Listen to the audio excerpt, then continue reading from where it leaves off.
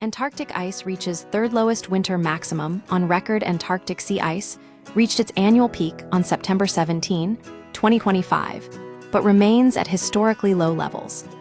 Satellite data from NASA's Earth Observatory confirms that the 2025 maximum extent is the third lowest in the 47-year satellite record.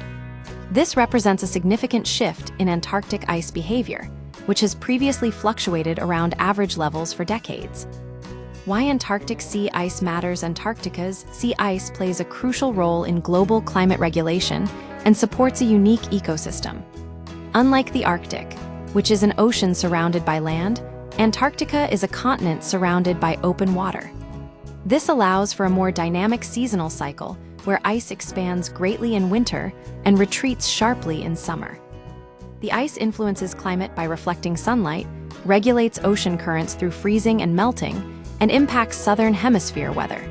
Species such as penguins, seals, and krill rely on predictable ice conditions for survival. The recent decline for years, Antarctic sea ice showed no clear long-term decline, unlike the Arctic. But since 2016, the ice has consistently shrunk to unprecedented lows.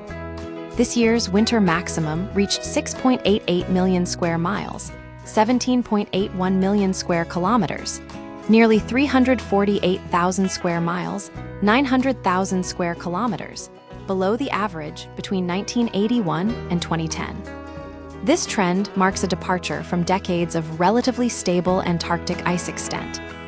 Researchers attribute this to a complex interplay of factors including ocean temperatures, atmospheric circulation, and natural climate variability. What this means: the accelerating decline in Antarctic sea ice raises critical questions about the stability of the Southern Ocean ecosystem. While the exact causes remain under investigation, the shift underscores the sensitivity of polar regions to climate change. The Antarctic is not immune to global warming, and continued monitoring is essential to understand the long-term consequences of these changes. The data underscores that even in regions previously considered stable, the effects of a warming planet are now clearly visible.